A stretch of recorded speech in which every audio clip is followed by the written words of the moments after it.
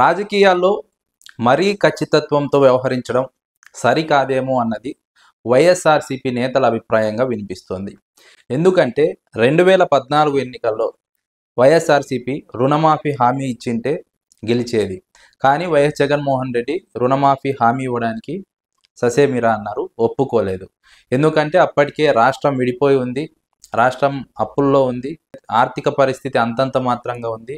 అలాంటి సమయంలో అమలు సాధ్యం కాని రుణమాఫీ హామీ ఇచ్చి ప్రజల్ని మోసం చేయడం ఇష్టం లేక జగన్మోహన్ రెడ్డి ఆ హామీ ఇవ్వలేదు. అయినప్పటికీ చంద్రబాబు నాయుడు రుణమాఫీ హామీ ఇచ్చారు, ఆ హామీని తుంగలో దొక్కారు. ఆ తర్వాత 2019 ఎన్నికల్లో చంద్రబాబుకు ప్రజలు తగిన బుద్ధి చెప్పారు.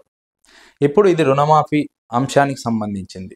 ఆ తర్వాత 2024 ఎన్నికల్లో వైఎస్ జగన్మోహన్ రెడ్డితో పొత్తు పెట్టుకోవడానికి బీజేపీ సానుకూలంగా ఉన్నది. అయినప్పటికీ జగన్మోహన్ రెడ్డి ఒంటరిగా వెళ్తానని తేల్చి చెప్పారు. బీజేపీతో పొత్తు పెట్టుకొని ఉంటే గెలిచేవాళ్ళం అన్నది ఇంకొక అభిప్రాయం. ఇప్పుడు నెల్లూరు జిల్లా కోవూరు మాజీ ఎమ్మెల్యే నల్లపురెడ్డి ప్రసన్న కుమార్ రెడ్డి ఇదే అభిప్రాయాన్ని వ్యక్తం చేశారు. బీజేపీతో 2024 ఎన్నికల్లో పొత్తు పెట్టుకొని ఉంటే వైఎస్ఆర్సీపీ మళ్ళీ విజయం సాధించేది. బీజేపీతో పొత్తు పెట్టుకోకపోవడం కారణంగానే ఓడిపోయాము.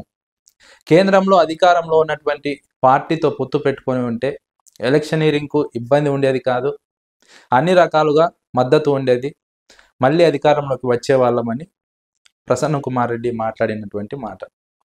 అయితే వాస్తవంగా క్షేత్రస్థాయిలో ఉన్నటువంటి పరిస్థితులు గమనించిన తర్వాత, తెలుగుదేశం కూటమి ప్రభుత్వం అధికారంలోకి వచ్చిన తర్వాత జరిగినటువంటి పరిణామాలను పరిశీలించాక కోవూరు మాజీ ఎమ్మెల్యే ప్రసన్న కుమార్ రెడ్డి ఈ వ్యాఖ్యలు చేసి ఉండొచ్చు అన్నది రాజకీయ వర్గాల అభిప్రాయం.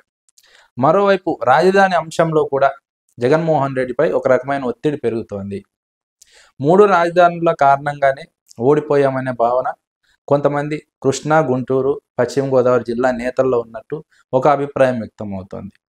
ఇప్పుడు రాజధానిగా అమరావతినే కొనసాగిస్తూ 3 రాజధానుల నినాదం కాకుండా 3 ప్రాంతాలను సమంగా అభివృద్ధి చేస్తూ వికేంద్రీకరణ దిశగా అడుగులు వేస్తామనే హామీ ఇవ్వడం ద్వారా వైఎస్ఆర్సీపీ మళ్ళీ ఈ ప్రాంతంలో పుంజుకోవడానికి అవకాశం దొరుకుతుందన్నది మాజీ మంత్రి జోగి రమేష్ లాంటి నాయకుల వాదన. అయితే ఈ వాదన కూడా జగన్మోహన్ రెడ్డి పైన ఒత్తిడి తీసుకొస్తుందన్నది మరొక అభిప్రాయం.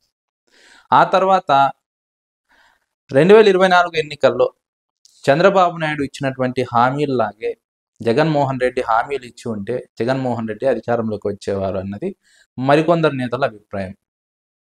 పాణ్యం మాజీ ఎమ్మెల్యే రాంభూపాల్ రెడ్డి ఇదే అభిప్రాయాన్ని వ్యక్తం చేశారు.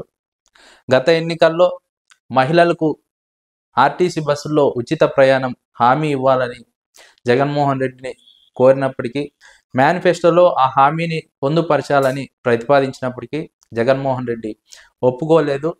ఆ తర్వాత చంద్రబాబు నాయుడు ఆ హామీని ప్రజల్లోకి తీసుకెళ్ళి ప్రజలను నమ్మించి ఓట్లు వేయించుకొని గెలిచారు. జగన్మోహన్ రెడ్డి మహిళలకు ఆర్టీసీ బస్సులో ఉచిత ప్రయాణం హామీ ఇచ్చి ఉంటే ఖచ్చితంగా గెలిచేవారు, జగన్మోహన్ రెడ్డి మా మాట వినలేదు అంటూ పాణ్యం మాజీ ఎమ్మెల్యే కాట్సాని రాంభూపాల్ రెడ్డి కూడా మాట్లాడినటువంటి నేపథ్యం. ఇవన్నీ కూడా క్షేత్రస్థాయిలో పరిస్థితులను గమనించిన తర్వాత వైఎస్ఆర్సీపీ నేతల్లో వ్యక్తమవుతున్నటువంటి వాదనలు, ఒక్కో ప్రాంతంలో ఒక్కో వాదన, ఆయా ప్రాంతాల పరిస్థితులకు తగ్గట్టుగా, ఆయా ప్రాంతాల వాతావరణానికి తగ్గట్టుగా, ఆయా ప్రాంతాల్లో ఉన్నటువంటి ప్రజల అభిప్రాయాలకు తగ్గట్టుగా వైఎస్ఆర్సీపీ నేతలు మాట్లాడుతున్నటువంటి నేపథ్యం. అయితే ఇప్పుడు వైఎస్ జగన్మోహన్ రెడ్డి పైన ఇప్పుడు ఈ మాటలు ఒత్తిడి పెంచుతున్నాయన్నది రాజకీయ వర్గాల అభిప్రాయం. రాజధాని విషయంలో ఒక స్పష్టమైన వైఖరి తీసుకోవాలి, అదేవిధంగా ఎన్నికల హామీల విషయంలో కూడా ఒక స్పష్టమైన వైఖరితో ముందుకెళ్ళాలి. మరీ నిజాయితీగా ఉంటే కూడా కష్టమేమో అన్న అభిప్రాయం వైఎస్ఆర్సీపీ నేతల్లో వ్యక్తమవుతోంది.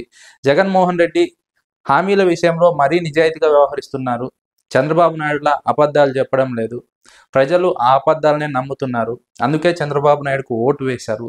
జగన్మోహన్ రెడ్డి మాత్రం నీతి నిజాయితీ అంటూ, అమలు సాధ్యం కాని హామీలు ఇవ్వనంటూ, ప్రజల్ని మోసం చేయనంటూ కూర్చుంటున్నారు. ఇది చంద్రబాబుకు అడ్వాంటేజ్గా మారుతుంది, జగన్మోహన్ రెడ్డికి డిసడ్వాంటేజ్గా మారుతుంది. అందుకే ఎన్నికల్లో ఓడిపోతున్నాము అనే అభిప్రాయాన్ని వైఎస్ఆర్సీపీ నేతలు వ్యక్తం చేస్తున్నారు. ఇప్పుడు ఈ అంశాలపైన జగన్మోహన్ రెడ్డి పైన ఒత్తిడి పెంచే దిశగా వైఎస్ఆర్సీపీ నేతలు మాట్లాడుతున్నారు. జగన్మోహన్ రెడ్డి వైఎస్ఆర్సీపీ నేతల ఒత్తిడికి మారి తన నిర్ణయాలను మార్చుకొని ముందుకెళ్తారా, లేదంటే గతంలో లాగానే అమలు సాధ్యం కానీ హామీలు ఇవ్వకుండా తన హయాంలో ప్రవేశపెట్టినటువంటి సంక్షేమ పథకాలు, తన హయాంలో జరిగినటువంటి పాలన, అప్పుడు జరిగినటువంటి మంచిని ప్రజల్లోకి తీసుకెళ్ళి మళ్ళీ ఓట్లు అడుగుతారా, లేదంటే వ్యూహం మార్చి సంక్షేమ పథకాల విషయంలో కొంత వెసులుబాటు తీసుకొని జగన్మోహన్ రెడ్డి ఊహాత్మకంగా కదులుతారా?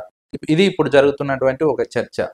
ఒకవైపు వైఎస్ఆర్సీపీ నేతల్లో మాత్రం కొంత వెసులుబాటు తీసుకోవాలి, మరీ నిజాయితీగా వ్యవహరించినా కష్టం అవుతుంది, ప్రజల వైఖరి కూడా ఆ విధంగా లేదు, ఉచిత హామీలకు ప్రజలు ఆకర్షితులు అవుతున్నారు, ప్రజలు అదే నమ్ముతున్నారు, అధికారంలోకి వచ్చాక చేస్తారా చేయరా అన్న విషయాన్ని పక్కన పెట్టి ఎన్నికల్లో ఇచ్చినటువంటి హామీని ప్రముఖంగా నమ్మి వాటి ఆధారంగా ఎన్నికల్లో ఓటు వేస్తున్నటువంటి నేపథ్యం.